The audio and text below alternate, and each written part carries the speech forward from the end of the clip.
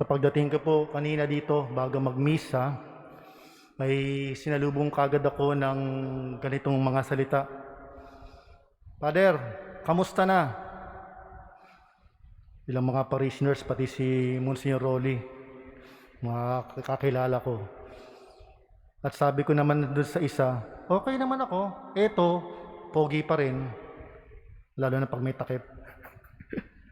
Anyway, kayo naman po, kamusta po kayo? Lalo na yung mga ilang kakilala ko pa po dito. Almost 29 years ago. Tagal na, no? Mga kapatid, simpleng tanong at maaring expression lamang, pero kung matapat at mataimtim, ay nangangahulugan ng pagbati para sa isang mabuting kalagayan at pagkalinga. Sa Ebanghelyo, si Maria ay dumalaw kay Elizabeth. Simpleng pagdalaw, ngunit matapat at mataimtim. Ito ay nangangahulugan ng pagkalinga ni Maria para sa kalagayan ni Elizabeth. Sa pagdiriwang ng dakilang kapistahan ng pag-aakyat sa langit sa mahal na Birheng Maria, nakikiisa tayo sa kagalakan ng mahal na Birhen sa pagtanggap sa gantimpalang di niya inaasahan. Umaasa tayo na naway makasama sa kanyang pinatunguhan. Ngayon, pinaalalahanan tayo ng presensya ni Maria sa gitna ng pandemya. Isang presensyang matapat at mataimtim.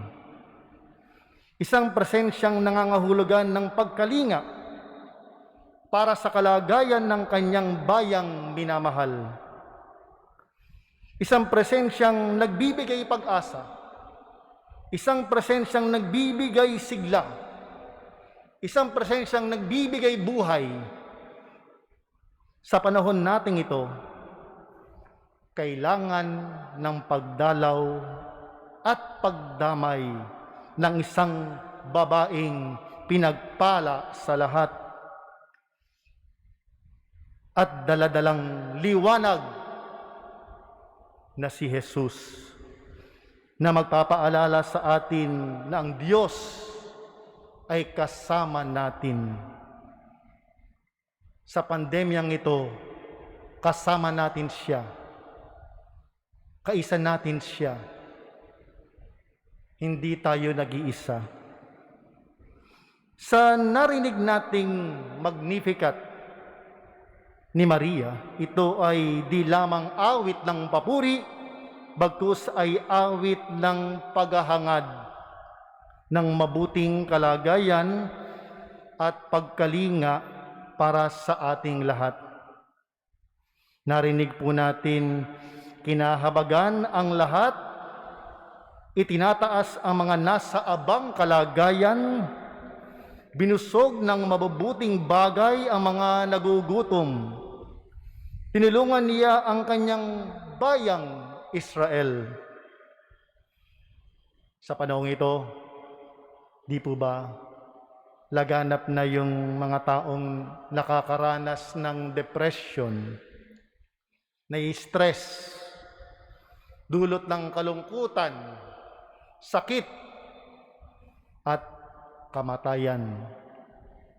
Kaya't maaaring tanungin natin ang ating sarili, mayroon ba sa ating kapwa na naghahangad ng ating pagkalinga,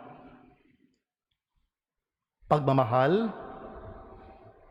o dili kaya'y maalala man lamang? Kasi baka nakakalimutan na sila, sobra na silang naisasantabi ng pamilya o ng lipunan. Meron ba sa ating kapwa na may pinagdaraanan dulot ng pighati ng pandemya, at nangangailangan ng ating pakikinig, pakikipagkaibigan, suporta, at kahit simpleng tapik sa balikat man lamang. Mga kapatid, lumapit po tayo kay Maria. Sa kanyang saklolo, panalangin, at init ng makainang pag-aaruga. At tayo'y makasusumpong at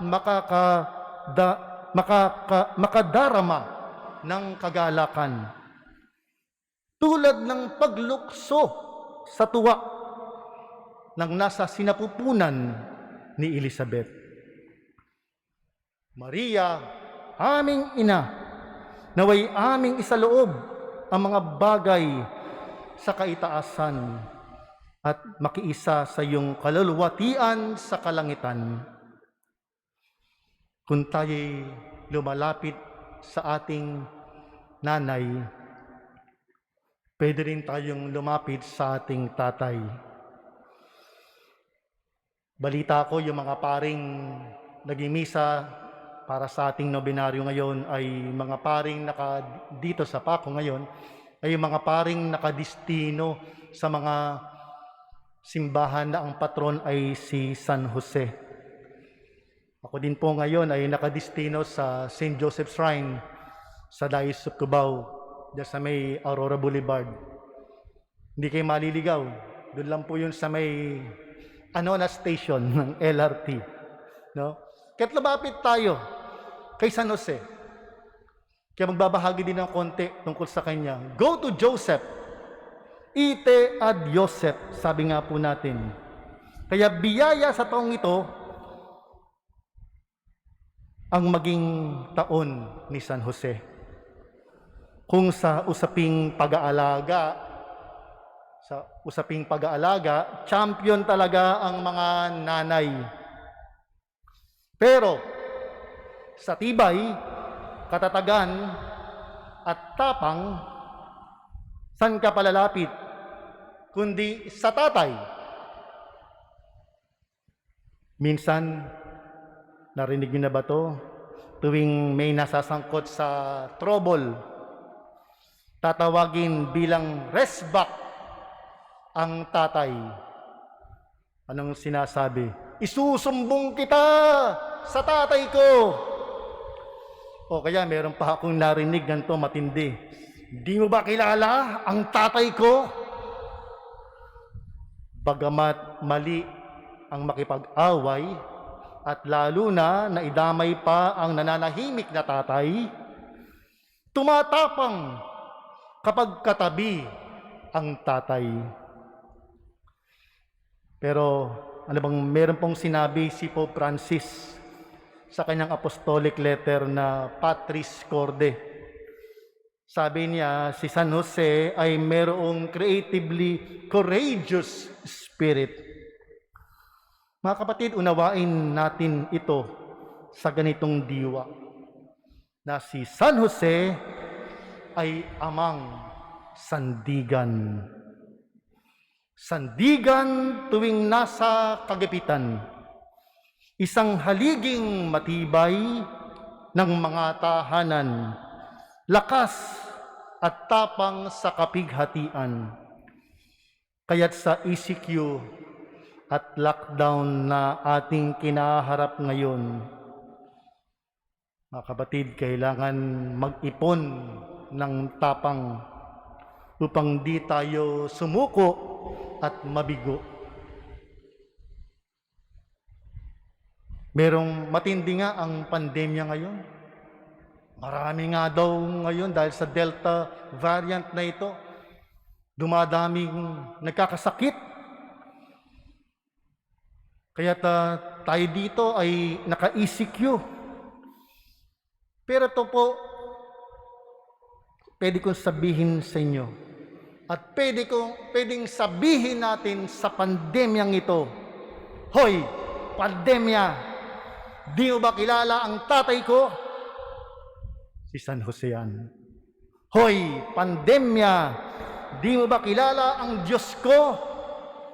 Si Jesus yan ang ating tagapagligtas.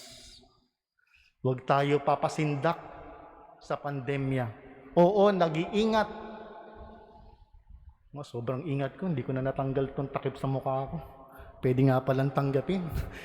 Init na ako. Okay, no? Kaya si San Jose